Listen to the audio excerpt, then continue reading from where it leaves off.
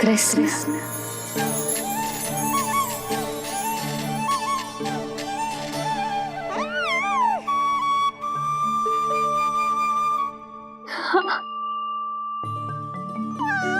और जो मानवता के शत्रु हैं, उनके जीवन में ये नाम अशांति, असुरक्षा, भय उत्पन्न करेगा।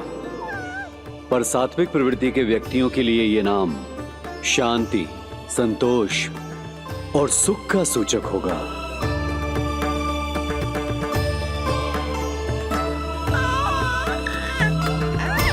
कृष्ण कृष्ण कृष्ण। कहां से आ रही है ये ध्वनियां? कृष्ण कहां से आ रही है ये ध्वनियां? कृष्ण कृष्ण स्वामी, महाराज। कृष्ण कृष्ण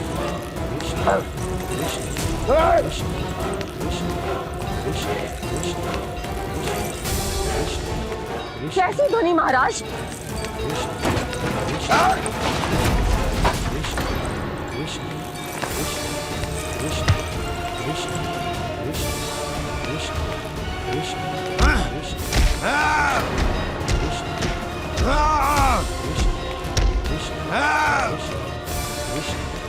स्वामी,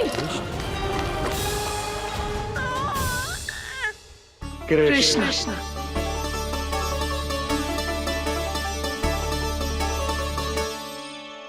कृष्ण, जे नाम अनंत काल तक स्मरण किया जाता रहेगा, जे ही तेरी मैया का आशीर्वाद।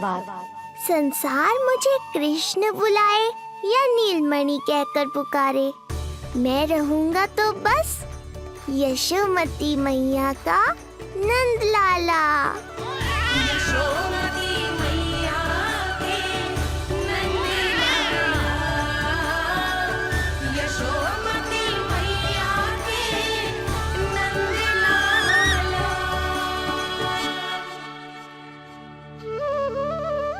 गुरुदेव, आपने मेरे लल्ला को इतना प्यारा नाम दिया है, इसके लिए आपका बहुत बहुत धन्यवाद।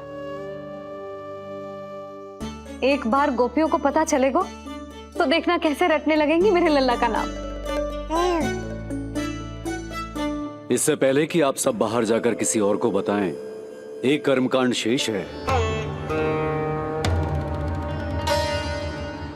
नामकरण के बाद पिता को आशीर्वाद के रूप में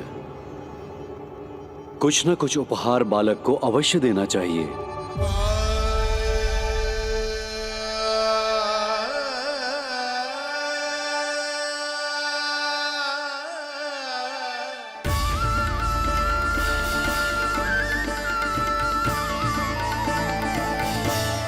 मैं क्या दूं?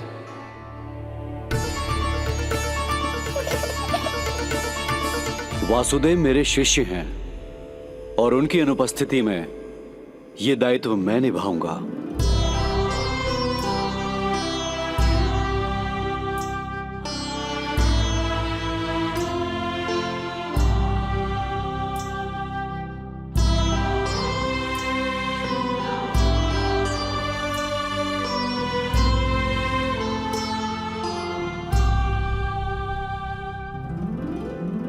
इसे अपने पिता की ओर से स्वीकार करो पुत्र।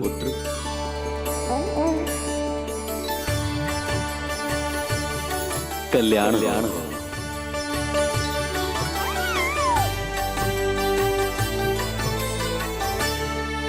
क्या दूं मैं इसे?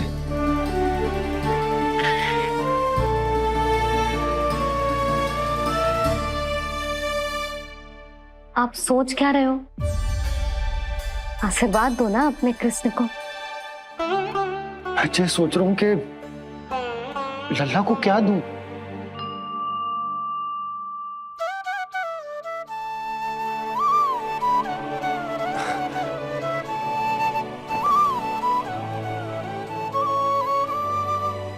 लल्ला, तू स्वयं ही बता दे, तुझे क्या चाहिए?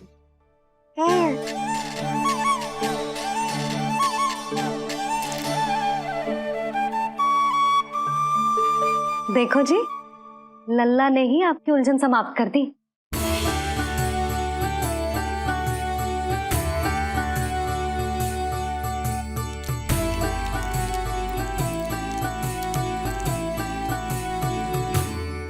मेरा आशीर्वाद कि तेरा जे नाम कृष्ण तेरी प्रजा के लिए बहुत हितकारी हो।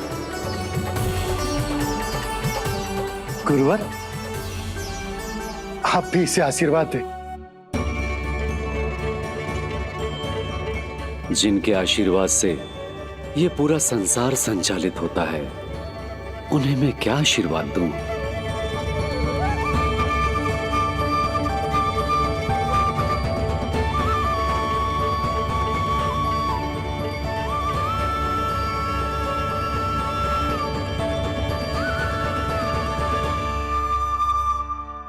आपने तो मुझे मेरा नाम दिया है ऋषिवर। ये तो मेरा सौभाग्य था प्रभु कि आपने इस कार्य के लिए मुझे चुना। पर आपका कार्य अभी समाप्त नहीं हुआ ऋषिवर। एक विनती और है मेरी। आज्ञा दीजिए प्रभु, क्या करना होगा मुझे? बाबा को मेरी वास्तविक पहचान बतानी होगी आपको, और इन्हें इस बात के लिए मनाना होगा कि ये मैया को कभी भी मेरा सत्य पता ना चलने दे। पर प्रभु, मैं ये कैसे कर पाऊंगा? आप ही कर पाएंगे ऋषिवर, क्योंकि अब आप इस कृष्ण अवतार के मुख्य उद्देश्य को जानते हैं। बंद करो, बंद करो ये दुनिया। कौन सी दुनिया? ये दुनिया बंद करो, बंद करो। क्या सुनाई दे रहा है आप? ये शब्द जो मेरे कानों में गूंज रहा है, भरत सरस्वती। रुक जाइए। मुझे मारा।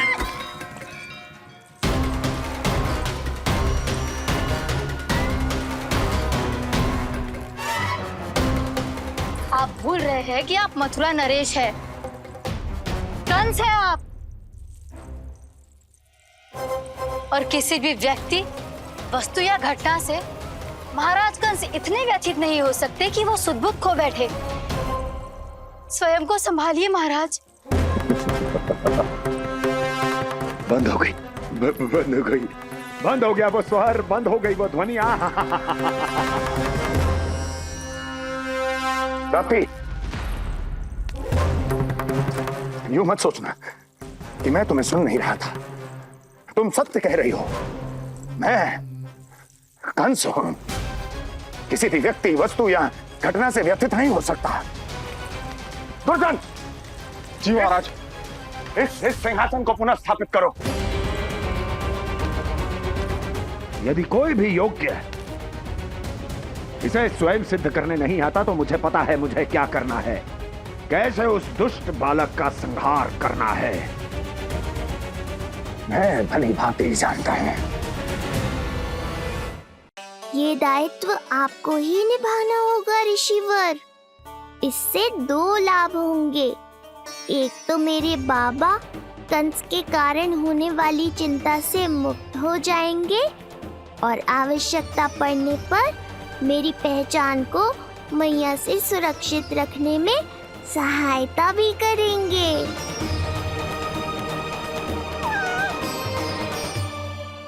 नंदराज, अब बलराम और कृष्ण दोनों को भूख लग गई होगी।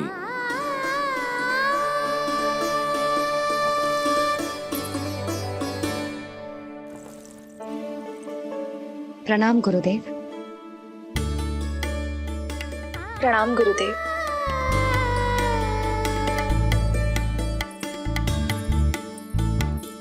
गुरुदेव, अब आप भी विश्राम कर लीजिए। नहीं नंदराज, मुझे शीघ्र ही मथुरा पहुंचना है। राजा वासुदेव और रानी देवकी मेरी प्रतीक्षा कर रहे होंगे। पर इससे पहले कि मैं जाऊं, मुझे आपको कुछ बताना है।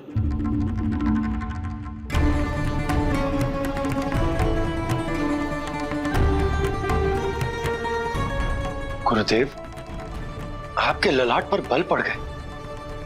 सब कुछ ठीक तो है ना? कहीं आप मुझे कंस के बारे में तो ना बताना चाहते? गुरुदेव, मैं जानता हूं कि कंस नवजात शिशुओं की हत्या करवा रहा है।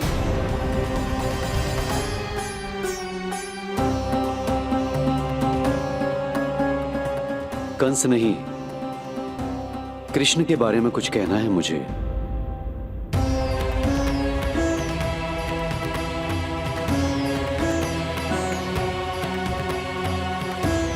बताइए गुरुवर।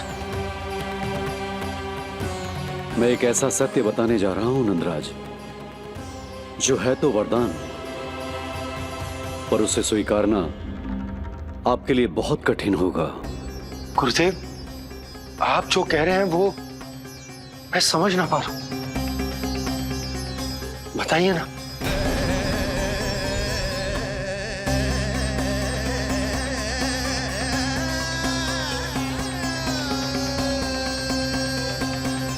बताइए ना गुरुवर।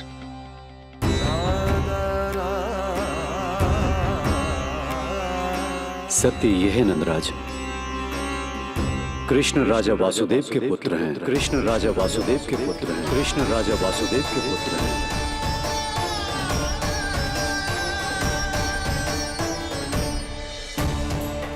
और वो कोई साधारण बालक नहीं है, स्वयं श्री हरि विष्णु के अवतार हैं। और वो कोई साधारण बालक नहीं है, स्वयं श्री हरि विष्णु के अवतार हैं।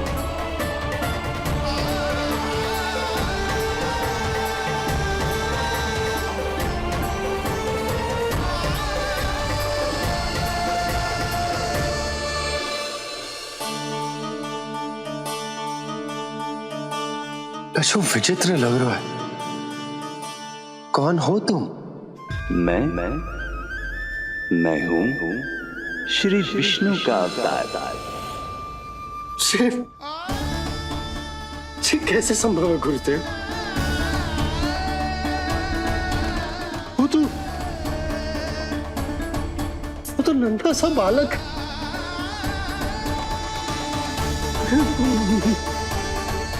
वो श्री नारायण का अवतार कैसे हो सकता है? और गुरुदेव, आप ये सोच भी कैसे सकते हैं कि वो मेरा लल्ला वसुदेव भैया का पुत्र है? यही सत्य है नंदराज, पिछले जन्म में मिले वरदान का फल है ये।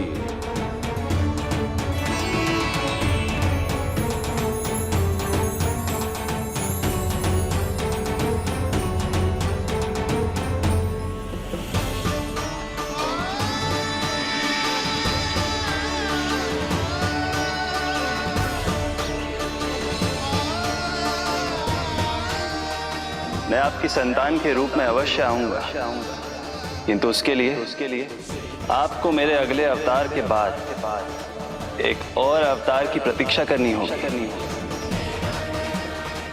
क्योंकि अगले जन्म के लिए मैं पहले ही ये वरदान माता देवकी को दे चुका हूं। इस समय मैं विवश हूं, किंतु मैं आपको वचन देता हूं, आपकी संतान बनकर अवश्य आऊंगा। प्रभु,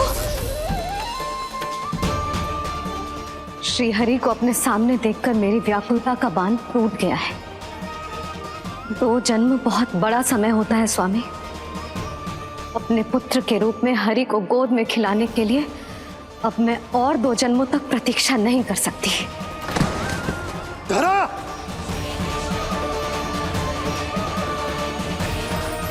माता देवकी को मैं पहले ही वचन दे चुका हूं, इसलिए विधि के विधान के अनुसार मुझे उन्हीं का पुत्र बनकर जन्म लेना होगा। किंतु आपकी आतुरता का अनुभव करने के बाद अब मैं भी आपका स्नेह पाने से स्वयं को और वंचित नहीं रख सकता। ये जो भी हो रहा है प्रभु की ही लीला है। कृष्ण के जन्म के तुरंत बाद भगवान विष्णु के आदेश पर वासुदेव जी के यहां आना पड़ा और आपकी और रानी यशोदा की पुत्री को अपने पुत्र के साथ बदलना पड़ा और इस तरह कृष्ण आपके और रानी यशोदा के पुत्र बन गए।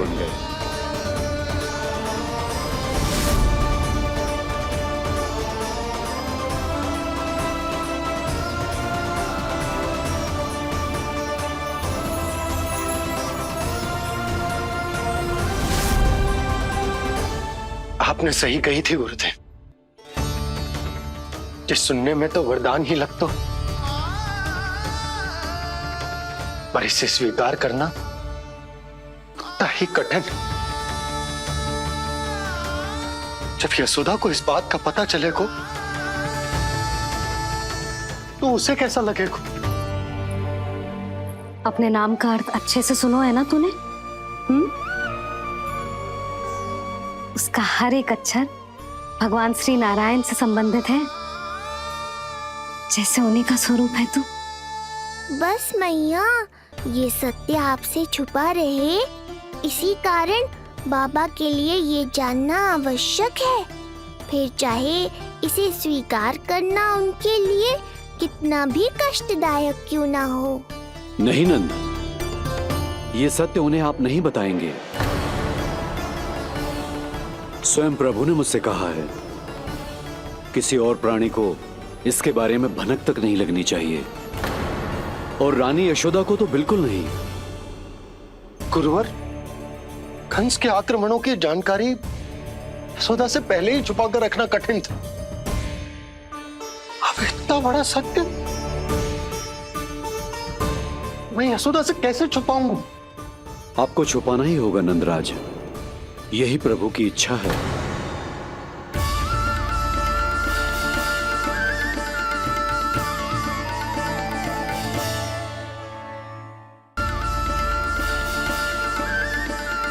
पर क्यों गुरुवर? ताकि नारायण अपनी मैया की ममता का अनुभव कर पाए। यही तो उनके अवतार का मुख्य उद्देश्य है। मुख्य उद्देश्य? हाँ नंदराज, नर नारायण के अवतार में अपनी तपस्या करते समय प्रभु ने जो अनुभव किया था, उसके कारण ममता के सुख का अनुभव करने के लिए प्रभु व्याकुल हो उठे थे।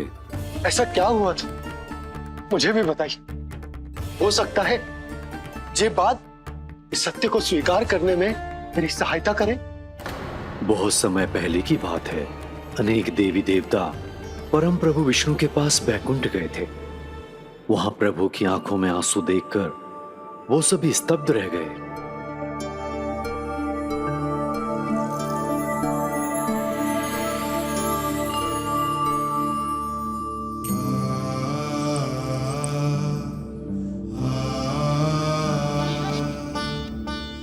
प्रभु, आपकी आंखों में आंसू?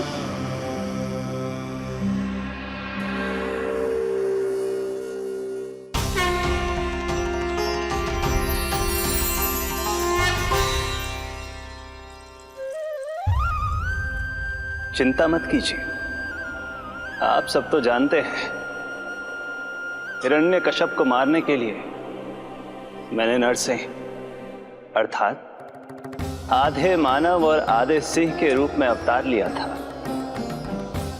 उस राक्षस का वध करने के बाद नर और सिंह दोनों भागों ने अलग अलग होकर नर और नारायण के रूप में पुनः जन्म लिया। वर्तमान में वो दोनों बद्रिकाश्रम में तपस्या कर रहे हैं।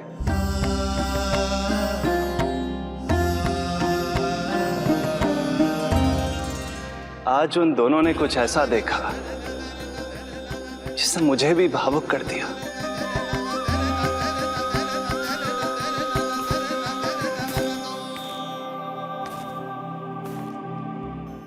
सखा, ये युवक कौन है? निकट के एक गांव के धनी व्यापारी का पुत्र है ये। प्रत्येक संध्या वन के उस पार ये अपनी प्रेयसी से मिलने जाता है और फिर रात्रि भर उस नर्तकी के साथ सहवास करने के बाद सुबह अपने निवास को लौट आता है। यदि यही इसका नित्य क्रम है तो फिर आज ये इतने तनाव में क्यों है?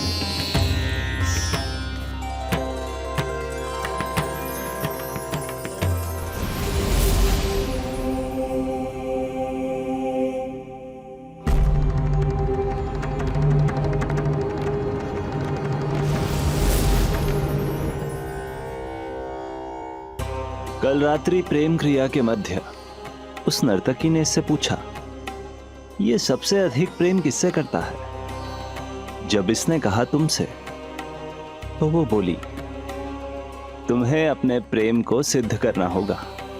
अपनी मां के हृदय को उसके तन से अलग कर मुझे सौंपना होगा। मां का हृदय?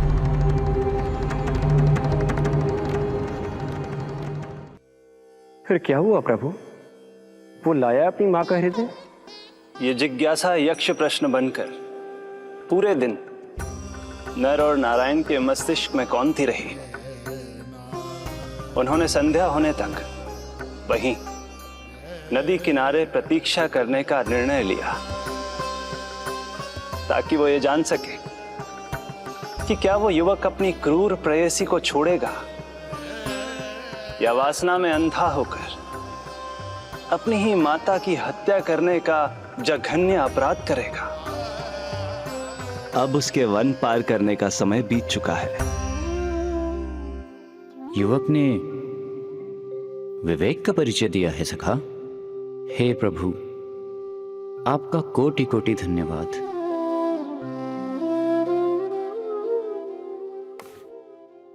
सखा,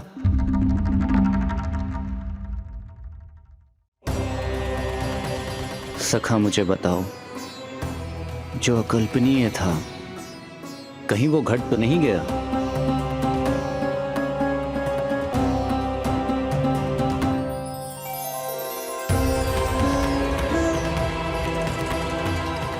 जब इस युवक की मां को इसकी प्रेयसी की क्रूर मांग के बारे में पता चला, तो जो उसने किया वो इस समस्त संसार में केवल एक मां ही कर सकती है। बस इतनी सी बात?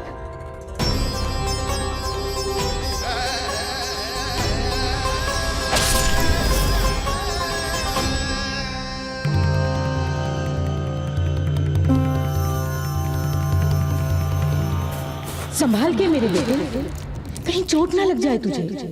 संभाल के मेरे बेटे, कहीं चोट ना लग जाए तुझे। संभाल के मेरे बेटे, कहीं चोट ना लग जाए तुझे। ये तो उसकी मां की पुकार है।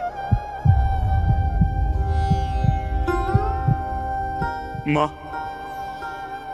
मैंने क्या कर दिया मां? मां!